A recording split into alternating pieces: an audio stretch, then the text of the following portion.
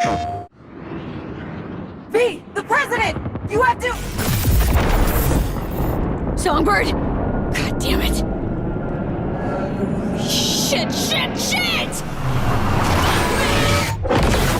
Hello everyone, and welcome to PlayStation Access. I'm Rosie and I'm joined today by Ash Millman. Hello! And Ash, you have just played Cyberpunk 2077 Phantom Liberty. I have. You had a good big session with it as well. I Lots of did. things were covered and talked about. Yeah, we literally had an hour hands-on with the game and two devs. So me and Rosie sat there. Rosie's been writing loads of notes. I've just been... I've got them all on my Yeah, phone. she's got them here. I've just been using finishers on as many baddies as possible. The amount of time we had was just incredible, so I felt like I've really got a really good look at Night City again, because it's been overhauled in so many ways, as well as the Phantom Liberty DLC. Shout out Idris Elba! Woo! Right, so to start off our conversation, I think we should probably talk about the open world and kind of just Yeah. how it looks, because it's gorgeous. It's really pretty. It's really pretty. They were trying to focus on, they wanted to create an area that still felt like Night City, but also had a completely different vibe, and I think they've genuinely smashed it. Yeah, it's proper like industrial concrete, but kind of broken down. It's called Dogtown, and it's very like representative of the name, where it's all these broken down buildings and kind of big crazy structures that are all crumbled down to the sides, and it's got this real sense of scale that Night City does so well, where things are massive and you feel like just a little guy in the middle of Just the world walking around a little V. yeah, but like the way that you can interact with it, with new cars, with your weapons, with all the stuff that you're loaded out with, all of your enhancements and cybernetics and stuff, just make it so fun to see what you can do and where you can do it. And it's kind of hard to talk about this because it is the whole game that's been overhauled, as well as this DLC. And there's literally just so many things that are running through my head that we could add on. Like literally just mentioning cars. I was going to Yeah. say, like you talked about the cars, I just have to say, the vehicles do have weapons on them now as well, which we, for example, had one car which was an outlaw, and that came with just two, they were like machine Gatling guns, guns, that's it. So you fully, as soon as they said that, you had your two little lasers that aimed where you could like aim where you shoot, and you just went full chaos already. I did. The dev was encouraging me. The dev was encouraging me to be chaotic, so I felt like it was okay. But then we did that one, and then they gave us another look at another car which had Gatling guns as well, but also a rocket launcher. Yes. And they've kind of overhauled their whole wanted system as well, so getting the 5 stars for being chased around by the baddies and being got by them.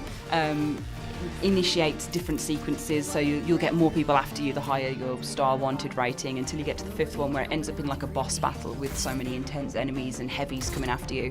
And it's so fun to do, to just get into your car and just go crazy and initiate chaos in as much of the place as you can as possible. And it is very encouraged as well. Like I said, the dev was like, go on, shoot these, Go shoot have some that. fun. Well, that's the thing as well. The 5-star system is something that they've added in, and just to make the world have a bit more chaos in it. And you were able to reach the 5 stars. I was. But not only have they added like the weapons on the cars, they've added so many things as well. They were saying, for example, they had a lot of feedback from players with Cyberpunk 2077 that there wasn't a lot of opportunities to earn money or do things like that. So they've added loads of things you can do now to earn a bit more cash to help you purchase these cars and other bits of gear that you may want. They've added some more tarot cards which you can look for and find.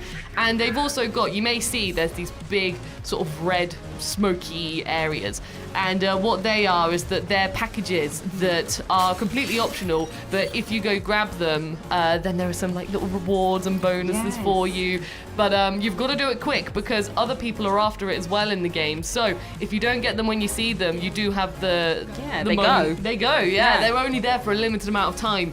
So seeing those and talking about it, I was like, okay, that's a really cool way again to flesh out the world and everything. Yeah, I think they also spoke about fleshing out the skill tree with reference to the open world as well, Yes. which was really cool. So the skill trees have been overhauled, kind of expanded upon, and made to look very different, very cool. And we got a little look at all of those, as well as a whole new skill tree which was based around the relic in V's head.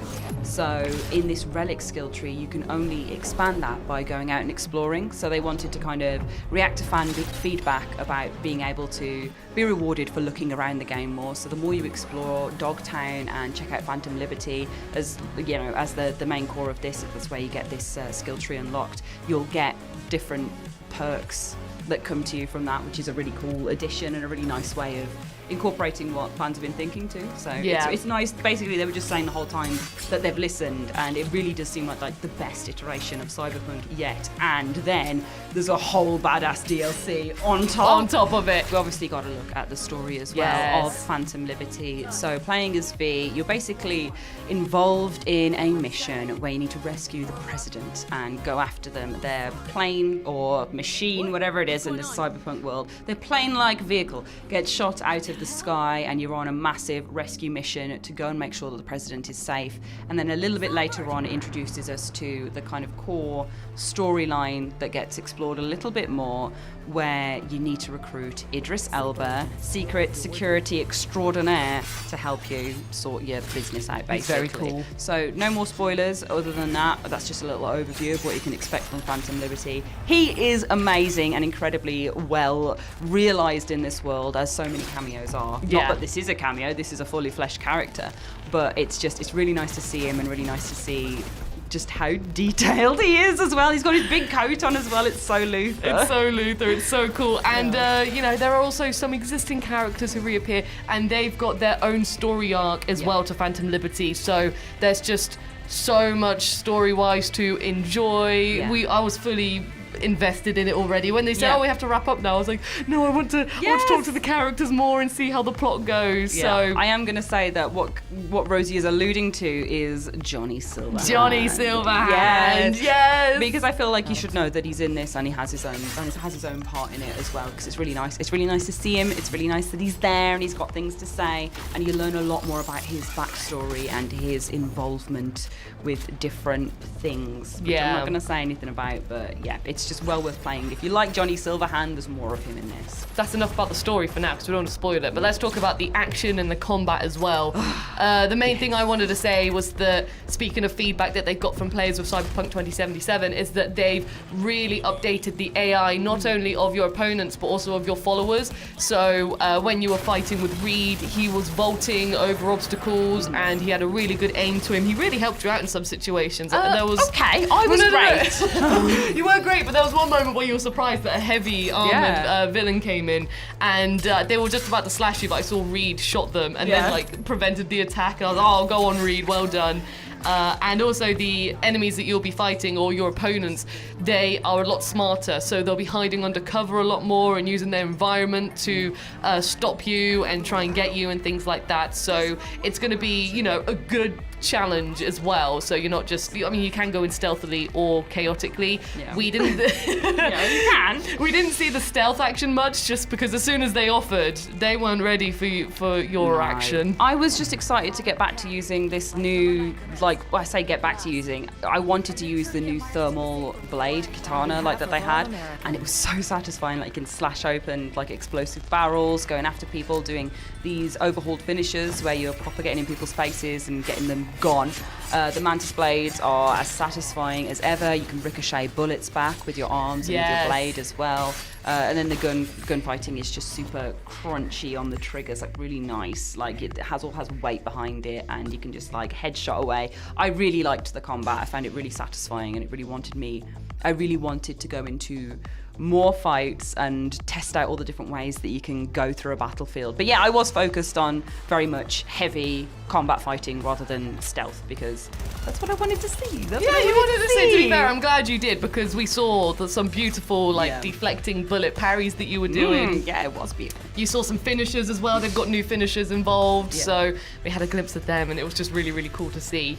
And then they've also added just loads of little cool bits and bobs. For example, there's a very special vendor who you'll encounter.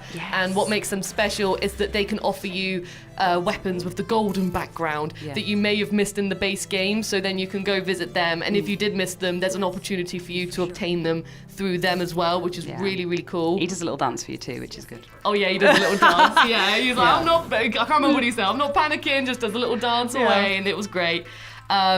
with the skills as well, you were doing a lot of double jumping and a lot of jumping dashes. It's just the build of my character, the type of character I was very much acclimated to jumping fast, sprints, dashing, like that was the style of the character. So I was trying that out. I wasn't very good at it, is what I will say, but I did enjoy when I managed to do so. Yeah, when you did do it, Yeah. you were a boss. Yeah, but that's the thing, like it's been a little while since we played the base game, and I think this is the perfect reason to jump back in, play the whole thing again, go through Phantom Liberty and really like just enjoy all of it. Like I think like just reignited my love for the game because the storyline's amazing, the visuals are amazing, the additions, overhauls, the listening to fan feedback. I just think it's a really, really wholesome approach to this game that's all about swearing and cybernetics and smashing the capitalism and all that sort of thing.